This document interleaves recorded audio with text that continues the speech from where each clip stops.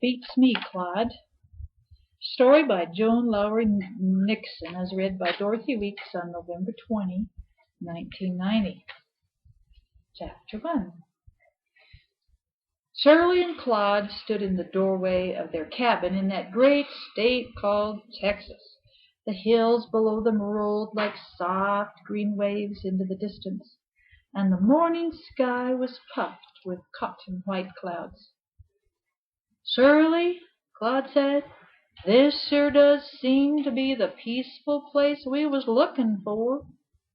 Shirley gave a sigh. "Maybe too peaceful," she said. "Sometimes I hanker for someone else to talk to. Why, sometimes my mouth gets so set on talking to someone that I talk to that ugly old moose head hanging on the wall."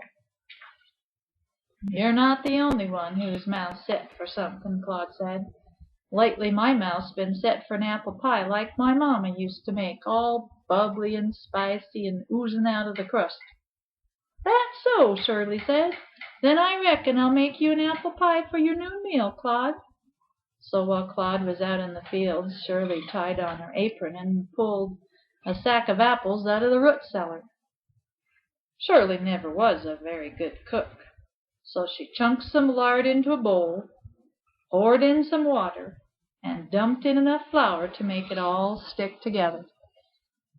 She slammed it on the table and stuffed half of it in the bottom of her iron skillet. She put in some sliced apples, then covered them with the other half of the dough.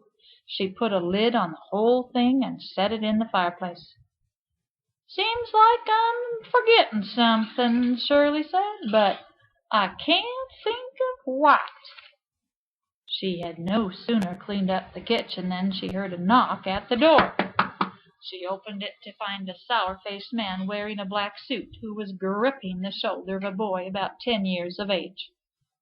"I'm a preacher," the man said, "and I'm trying to find the road to Austin where I can take this poor, unfortunate orphan to be cared for."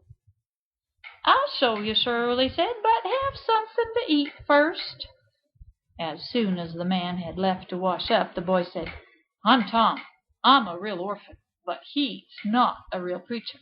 He left my sister with a woman in town. She paid him $20 so my sister could stay there and scrub the floor and wash pots, and he's going to sell me too." The man came back and sat at the table under the moose head. "You said you had something to eat?" The lid of the iron skillet was rising and wobbling. Shirley guessed the pie must be about done. She put the skillet on the table in front of the man. He leaned forward to take off the lid. "Hold it," Shirley said. She picked up her rifle. "A real preacher would turn a few words of thanks afore starting to eat. Be on your way. Tom stays here." The man angrily slammed his fists on the table. With a loud swoosh, the pie exploded, splattering apples and dough all over him. He yelled something awful. "Oh," Shirley said, "now I recollect. I was supposed to cut slits in the crust so the steam could get out." Being tender-hearted, she dumped a bucket of water over the man to cool him down. He jumped up so fast one foot stuck tight in the bucket. He scrambled out at the door, climbed on his horse, and galloped past Claude, who just had stepped into the clearing. Claude thought on it a moment. Any reason that feller is riding around yelling with his foot in a bucket? "He got a mite upset when my apple pie blew up," Shirley said. "Any reason you can't make a regular, bubbly, spicy, oozy apple pie just like other folks?" Claude asked. Shirley shrugged. "Beats me, Claude," she said. Shirley explained about Tom while they ate their noon meal, but Claude said, "No way to have peace and quiet with the 10-year-old in this house. You can take him back to town tomorrow, Shirley." As he strode to the door, Claude added, "I'm really hankering for an apple pie, Shirley. I hope you're fixing to try your hand at another one." Shirley never was a very good cook, so she chunked some lard into a bowl, poured in some water, and dumped in enough flour to make it stick together. She slammed it all on the table and stuffed half into the iron skillet. She put in some sliced apples, then covered them with the other half of the dough. This time she cut slits in the crust before she put on the lid and set the skillet in the fireplace. "Seems like I'm forgetting something again," Shirley said, "but I can't think of what." Meanwhile Tom had cleaned up the kitchen and was sweeping the floor. "I'm mighty beholden to you, Tom," she said. "I always done chores at home," Tom said, "'fore Mama got sick. She even learned us to cook." Well, Shirley got out some sweet milk and sorry-looking ginger cookies and sat down to hear Tom's story.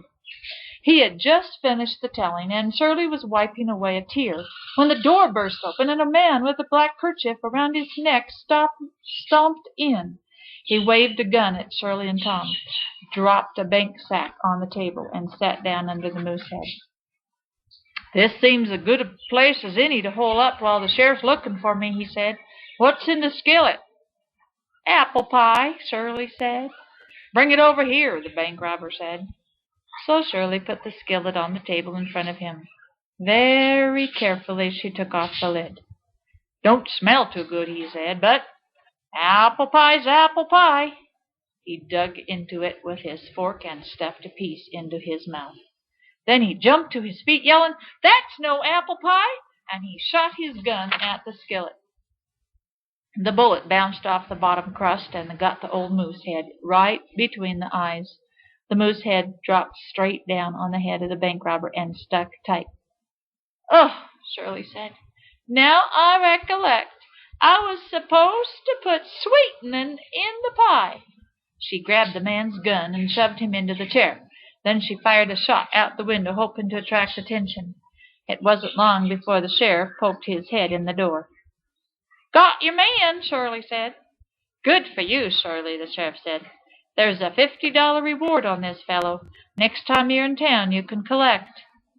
"I'll be there," Shirley said. "By the way, you can keep that moose head on him till you get to town. I don't want it back." The sheriff and the robber rode past Claude as he stepped into the clearing. Claude thought on it for a moment, then came into the cabin. "Any reason why the sheriff's arresting a moose?" "He shot my apple pie," Shirley said. Claude put a finger into the pie and tasted it. "Think he done it a favor," he said. "Any reason why you can't make a regular, bubbly, spicy, oozy apple pie, like other folks?" Shirley shrugged. "Beats me, Claude," she said. Chapter 3.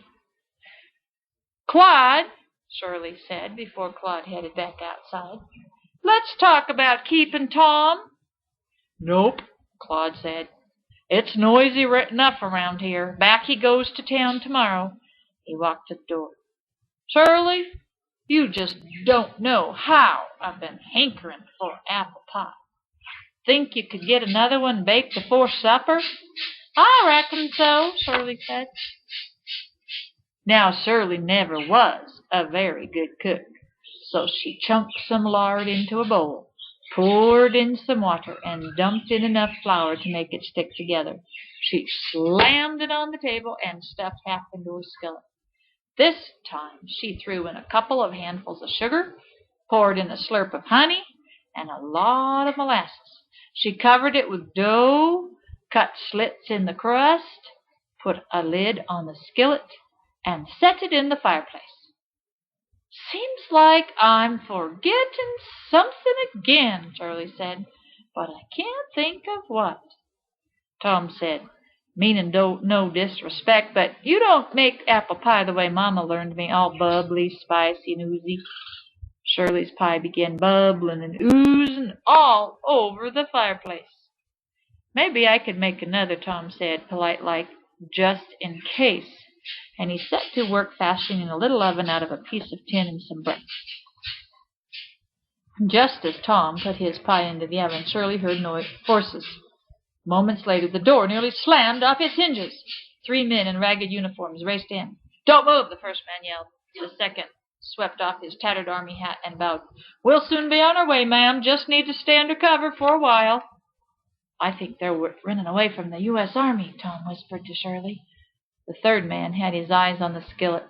"What's in that pan?" he asked. "Apple pie," Shirley said. I'd sure like some of that pie," he said. The 3 men sat down. Shirley carried the skillet and 3 forks to the table. She edged slowly toward her rifle. The men waved dripping chunks of pie in the air to cool them, then stuck them into their mouths. The first man grabbed his throat. The second man bent over double, and the third man shouted, "We've been poisoned!" "Oh," Shirley said, "now I recollect. I was supposed to put in the apples." She pointed her rifle at them. "Hold it right here," she said. "Any man who moves is going to find himself eating that whole pie." None of them moved. Tom took their guns while Shirley fired out the window, hoping to attract attention. It didn't take long for a U.S. Army patrol to arrive, and in only a few moments the prisoners were being led away to the sound of the Army bugle. The patrol leader saluted Claude as he passed him at the edge of the clearing. Claude thought on it a moment. Then he came into the cabin. "Shirley, any reason why the U.S. Army's parading through our property?" "They was after some prisoners who got done in by my apple pie," Shirley said. Claude put a finger into the pie, then put it in his mouth. He made a terrible face. Before he could complain, Shirley said, "Just smell the apple pie Tom is making." From Tom's oven were coming all the bubbly, spicy, oozy cinnamon sugar smells an apple pie ought to have. Claude watched Tom take the pie from the oven and place it all golden and buttery on the table. Shirley cut a great slab of pie and laid it in front of Claude. He raised a bite on his fork, then slowly put it into his mouth. As he chewed, he smiled and tears came to his eyes. "It's even better than my mamma's pie," he said. "If Tom lived here, he could make you an apple pie like that every time you hankered for one," Shirley said. Claude beamed at Tom. "Sit down, son. Let's talk about the 2 of us building on an extra room at the side of the house." "Claude," Shirley said, "Tom and I need to go into town tomorrow and pick up some things he left behind." "What things?" Claude asked. Shirley cut Claude another piece of pie. "Just some clothes, some books, and a sister." "Fine by me," Claude said, his mind on the pie. "Shirley, is there any reason why you never could learn to make a pie like this?" Shirley's smile was so bright it lit up half the cabin. "Beats me, Claude," she said.